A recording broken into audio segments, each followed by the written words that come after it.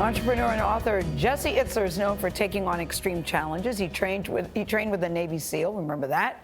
Ran a 100-mile marathon and climbed Mount Washington more than 6,000 feet high in a snowstorm, of course, as one does. Itzler is an owner of the Atlanta Hawks. He co-founded Marquis Jet, the world's largest private jet card company. In his new book, Itzler writes about slowing down for a different kind of personal challenge. It's called Living with the Monks: What Turning Off My Phone Taught Me About Happiness, Gratitude, and Focus. Jesse Itzler joins us once again at the table. Good morning. Welcome back. Thank you. Now, you admit in the book you're a ready, fire, aim person, which means you don't always think things totally through. Example, you go to the monastery, you've shaved your head, and you get there and you think, you're the only bald guy there. You didn't do any research before you went there about that, because they don't shave their hair anymore, Jesse. Right. I just wanted to experience. I didn't want to have a preconceived idea of what this experience was going to be. I just wanted to go and enjoy it. So I thought monks equal shaved head. And so you said you wanted to learn the how-to. What do you mean by that? Well, I just wanted to learn how to have better routines and better habits and a better mindset. I feel like I'd invested so much in the physical side of my life, running marathons. I brought a SEAL into my house. I have a trainer, but I've invested very little on the inner work. And in a world of distractions, I felt like they have the whole picture. I really had to spend a little time alone and work on being present. And what did turning off your phone teach you about happiness and gratitude and focus? Well, I realized I don't spend a lot of time thinking. You know, I ask Siri questions, I go to Alexa, I Google, but I don't spend a lot of time alone actually thinking. It's like a lost art form. And I realized that just being alone and getting away from my phone, everything, the important things kind of come to the surface. And, you know, I have 4 kids under 8, and I just wanted to be able to be the best father, the best husband, and thought that, you know, who are the masters? And everything pointed to monks. We should note that, by the way, the SEAL you had who lived with is a Navy SEAL, not. Correct.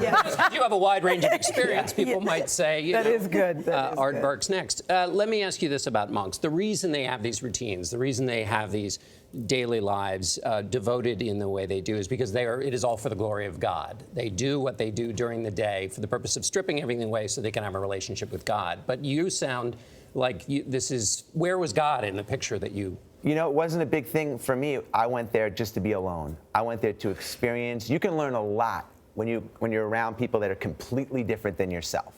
And they were the exact opposite of how I live my life. My life is ready, fire, aim, and it is one of adventure. So I went there really just to see, like, well, what's their lifestyle, and how are their feet always on the ground? How are they always where their feet are?